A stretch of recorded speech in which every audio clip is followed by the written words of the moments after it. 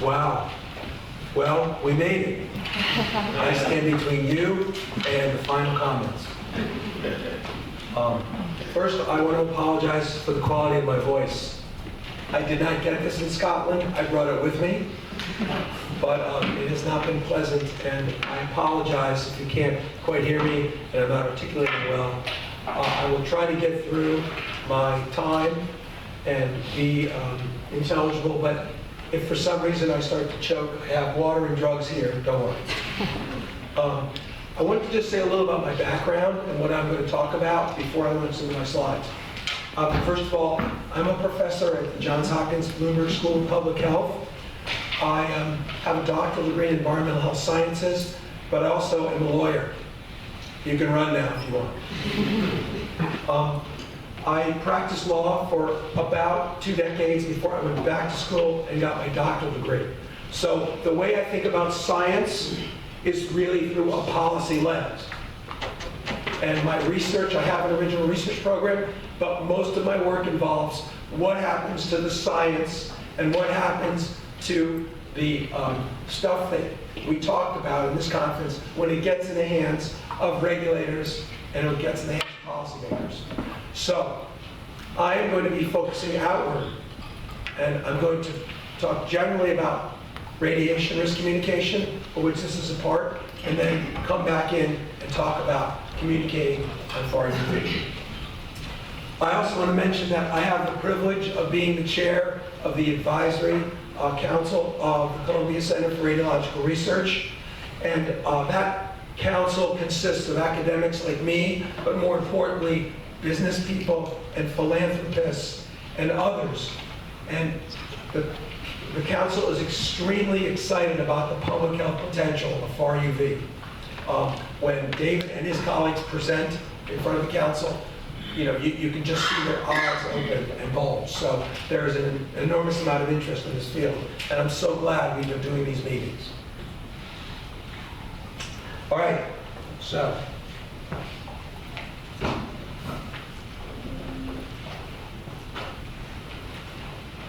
this is what I'm going to talk about in my time. I want to cover 3 things. First, I want to talk about why communication about far UV is challenging. I want to do a little bit of a landscape analysis, and then I want to just run through some key stakeholders and some information needs. Now, I don't have enough time to go through all of the key stakeholders, so I'm going to focus on 2 groups. But we can talk later during the Q&A or after if you want to discuss the other stakeholders.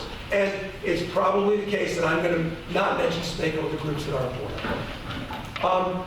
Second, what I want to do is I'd like to leave you with kind of a little field kit, so you know what radiation principles you should keep in mind, because really everyone here needs to be an advocate for far UV, so that far UV is deployed in a way that it's safe and effective, and it's doing the job we all want it to do. So I'm going to go through these 4 rules and tell you a little bit about them, and hopefully they'll help you if you're ever in a position where you have to go out and communicate and advocate, which I hope you will be.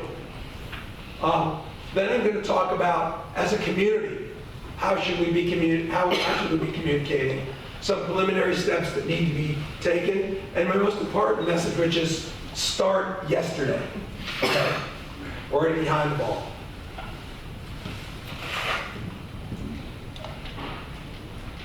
So let's talk about why communication is so challenging. So this probably isn't a surprise to anybody. You've all seen this. So why am I presenting this to you? I'm presenting this to you because, as you know, radiation writ large is very, very complicated. And it spans everything from very, very large radio waves to very, very short gamma waves. And of course, you as professionals know a heck of a lot more about these, especially UV radiation, than I do. But what I can tell you is members of the public look at this, and to them, this is all radiation. So when you're dealing with stakeholders, the first thing you have to do is keep this in mind, because they're going to be the ones that are going to ask you where you fit in this, and how what we're talking about is different than ionizing radiation or different than radio waves. So that's very important. There's a lot of confusion out there because there's a lot of information. Next, I want to introduce what I'm going to call a radiation communication conundrum. And this is based on the characteristics of radiation writ large. UV, again, fits into this. Far UV fits into this. And the fact is that radiation's characteristics greatly complicate communication. First of all, it's naturally occurring, and it's ubiquitous, right? Second, some of it is human-made and deployed, like we're trying to deploy it indoors and in other spaces. Also, radiation, especially ionizing radiation, has what's known as a particularly high dread factor. Now, that may not be the case with non-ionizing radiation, but again, not everybody is going to get that first time through. Again, radiation, ionizing radiation, non-ionizing radiation can negatively impact health, but at the same time, it can prevent disease and improve health. So this creates a real difficult communication environment. And to make matters even more complicated, there are competing messages and messengers out there. Not everybody, surprise, tells the truth about the science. One of the disadvantages that we have as a community is that we're not going to be lying about the science, but other people will take advantage and stretch the truth. So I like to combine my law and science backgrounds by telling you there are two ways you can do this. You can either cross-examine the data until it tells you the truth, that's what we do, or you can torture the data until it confesses, and that's what a lot of people might try to do. You are going to be in the environment where there are these competing messages and messengers, so you have to be aware of it. All right. This is just an example of something I pulled from the literature that gives you some idea of what somebody who is not familiar with the field of radiation protection and UV radiation might see. So on one hand, you have an article here on the upper left about fertility that basically concludes that non-ionizing electromagnetic radiation has a negative effect on female fertility. On the bottom, you have an excellent article by a whole bunch of really smart people that talks about how far UV efficiently inactivates airborne pathogens. Now, these seem to send different messages, and indeed they do. If we were evaluating these articles, we'd go to the journals, we'd look at the authors, we'd look at their methodologies. But again, the people who you're communicating with, a lot of those stakeholders, can't do that and won't do that. So you have to understand what's out there.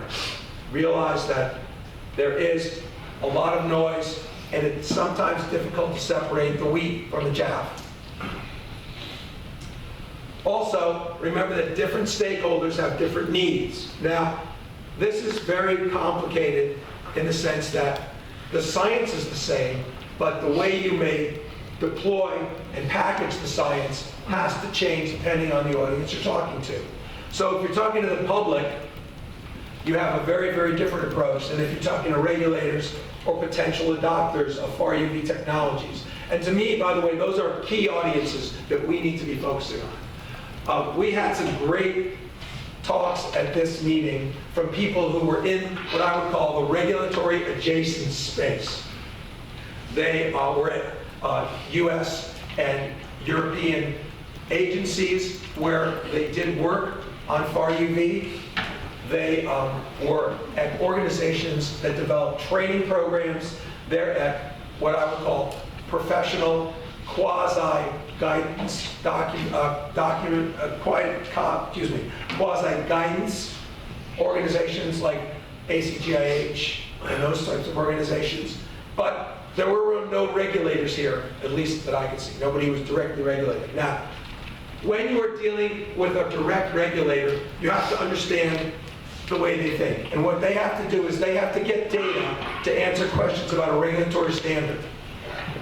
And you need to know what that data is.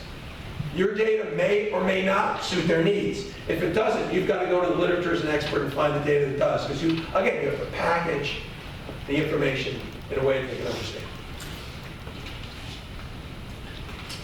Okay, so let's move on to talk about what radiation principles you should keep in mind. And I want to go through a couple. Again, these are things you should be remembering if you're going to be doing radiation protection and you're going to be doing radiation communication.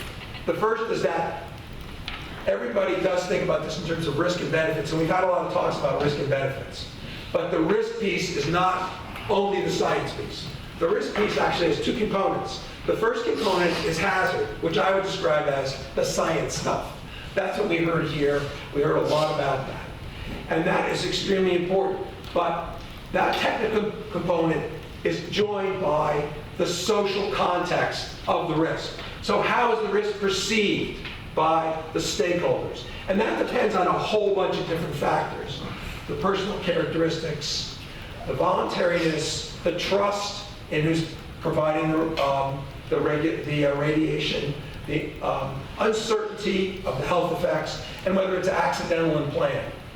So I'll give you an example about this with the ionizing radiation field. Radon, which I've heard a fair amount on communicating about, is naturally occurring. However, high levels of radon, we know scientifically, are quite damaging and create an incredibly high risk of lung cancer. Yet, in the United States, we have about maybe between 10 and 16% of our homes tested. Why? Because for a voluntary testing program, we can't get people to test. So there, the scientific information is mitigated by the social context. So what this means for you is if you're going to go out there and communicate, you always have to know the social context and keep it in mind. I would imagine this is one of the problems you ran into in your study. Yeah. And I'm sure you have a lot to say about that. I'd like to hear about it. Next, communication has got to be an information exchange. It's got to be an interactive conversation between you and the stakeholders. It's got to have give and take, and you have to be an active listener. So, you've got to do these things. You have to gather information from your stakeholders so you know what they want. You have to understand, again, the social context of the risk for them, information about how the risk can be addressed. You have to explain to them the benefits about adopting the technology, and then you can share your scientific knowledge if it addresses their concerns. Let me go back to benefits for a minute. There are two categories of benefits you have to be aware of. The first category of benefits is benefits that directly impact your stakeholder or their loved ones, okay? The other category of benefits are benefits that might affect a community that they're part of or a community they're not part of. Depending on how these benefits weigh to the stakeholder, they could have very different attitudes about the information you're imparting. Now, one thing I do if I'm going to a stakeholder group that I don't know much about is I start out by asking questions and then I paraphrase what I'm hearing because I want to emphasize with my stakeholder group that this is an interactive conversation. So if that technique helps you, please use it. Now this is going to seem very counterintuitive because it is. It doesn't make sense. But it's one thing that I've seen play out time and time again. And that is, especially for lay audiences, their source influences risk perception and acceptance. Remember, this goes back to the social context. So if something is naturally occurring, it's discounted. If it's therapeutic, it's accepted because there's a very close relationship between the benefit and the risk. So you always, again, have to look at the perceived benefit. And you always have to remember that if you're coming to a stakeholder group, they're going to look at the source of that radiation first before they look at the actual radiation itself. Again, it's counterintuitive, but it's just based on my experience as a radiation risk communicator and the literature. And what I'm trying to do here today is give you practice tips and combine those two. This is what we find. Okay, so this last rule is the only rule of things you shouldn't do. So there is a risk communication model called the deficit reduction model. And basically what this model is, it was developed in the 1980s, which is when a lot of these slides, pictures were taken. This model is, you know what, I know what your problem is. You have gaps in your knowledge. You just don't know as much as I do. So I'm going to share my knowledge with you. And then when I do that, you're going to see the world the way I do, okay? This model almost always fails. Yeah, it works in a classroom. I mean, when I go to my class, there's a deficit reduction they want me to fill. But when you're working with stakeholders, it doesn't work. So, my advice to you is don't do that. And let this slide be a visual cue for you. If you start to do that, think about this slide and ask yourself, would you go out of the house dressed like this? Okay. If not, all right, you know. That model just doesn't work. You have to, again, go back to the fact that risk communication is interactive and it's an information exchange. So, to reach risk communication nirvana and to tell people about the benefits and risks of far UV and get them to accept and understand those, you want to be a trusted and credible source. There's a famous risk communicator, Dr. Vincent Covello, and he said that people have to know that you care before they care what you know. And that's always something to keep in mind as well. So, a couple of last points on how to communicate. What could the planning be? What strategy could you use? So, I think some preliminary steps to take are try to develop 3 to 5 top-line messages. And remember, in those messages, you have to describe those messages as stories and narratives and not statistics. Statistics are great for meetings of scientists and professionals, but for most stakeholders, you've got to start with a narrative and a story. You have to put things in context. You also have to choose an effective messenger. You got to read the room. Sometimes that may be us as scientists. Sometimes it might not be. So the 2 critical stakeholder groups I think need prioritization are regulators. In the US, this would mean OSHA, EPA, and FDA, and also the potential adopters of UV technologies, where you really have to show them that the benefit is greater than the risk. I think, 2 places where this technology could really be used beneficially, to the extent it's not, are healthcare facilities, hospitals, and nursing and rehab facilities. You heard the difficulties about trying to mount a study in a school.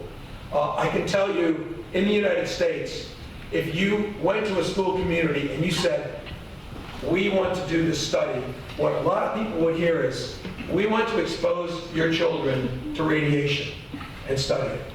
So that message would not be well accepted. It would be very difficult to get this to do.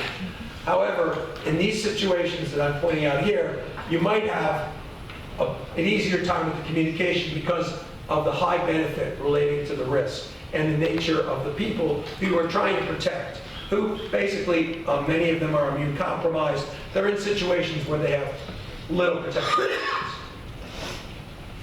Another thing you need to do is you have to be prepared to answer the tough questions. You're going to be asked, is this safe? And by the way, that's not an it depends question. It depends is always the right answer to every legal and scientific question that I've ever heard. But it's not the right answer for stakeholders. You have to say, yes, this is safe. And you might be asked, well, would you let your mother, child, or loved one be exposed? And you have to have an answer for that too. Finally, you need to develop a media and outreach plan. And this is very important, and that has to include social media. Now, you can look at me and you can say, what the heck do you know about social media? When you were the age of social media, you listen to a radio and watch the black and white TV. That is true. However, you can learn these things. And in my group, I have a group of 9 people, which combines lawyers and scientists at Hopkins. We have a lab policy group. We have an active social media program to do outreach. So if you're not on LinkedIn, if you're not on X, as much as, X is kind of questionable, start to get out there, put some tweets out, get a professional network going. It's really important to have that. Okay. Last thing I wanted to say is we need to start right now. We should have started yesterday. You don't want to be communicating in a crisis. Crisis communication is incredibly challenging, and there's going to be an awful lot of other voices there. So now, you have more latitude to shape the narrative, more time to test, refine messages, more time to recruit and field test messengers, and most importantly, you can establish the trust and credibility with the stakeholders on your time frame, a reasonable time frame. So let me thank you. I'll stop there. I'll turn the microphone back over to David and see if you have any questions or comments.